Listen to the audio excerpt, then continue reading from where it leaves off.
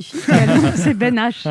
Tahar Ben Jelloun. Oui, monsieur Tahar Ben Jelloun, évidemment que j'ai des choses à vous dire. Premièrement, parce que je suis un fan depuis que j'ai dévoré L'Insomnie, votre roman qui était sorti l'an dernier.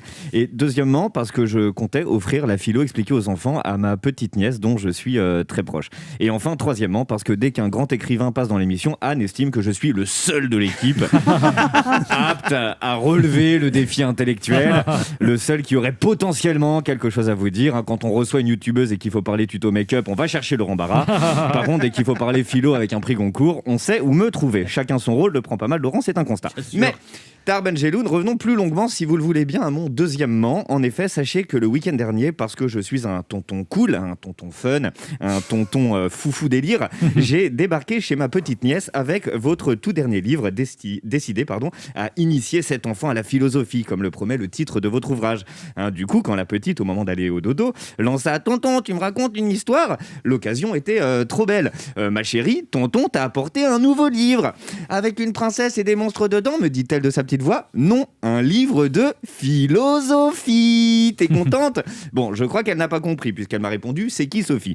Et c'est quand j'ai ouvert votre livre pour la première fois que j'ai compris que la philo expliquée aux enfants, c'était pas pour les enfants trop enfants, monsieur Ben Jelloun. Moi, je ne savais pas que c'était pour les enfants à partir de 12 ans. J'ai pris le titre beaucoup trop premier degré. Ma nièce n'a que 4 ans. Alors, vous comprendrez, cher Tahar Ben Jelloun, que quand j'ai vu le sommaire, j'ai bégayé. Ma puce, je t'ai sélectionné 3 grands thèmes au programme de la soirée: racisme, solitude et Shoah. Faites beaux rêves, ma chérie, crois en l'avenir et surtout, n'oublie pas que tonton, il t'aime.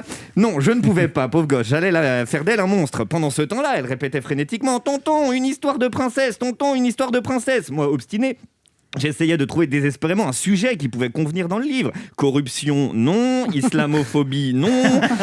Terrorisme, non plus. Suicide, bah non.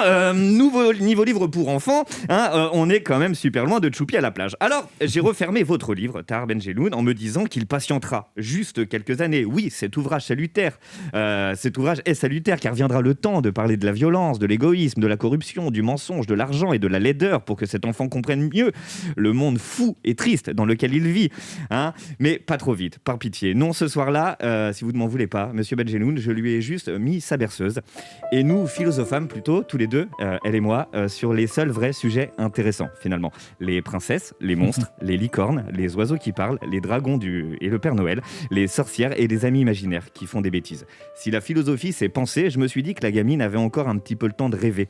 Allez, faites beaux rêves, ma chérie, crois en l'avenir et surtout n'oublie pas que tonton il t'aime.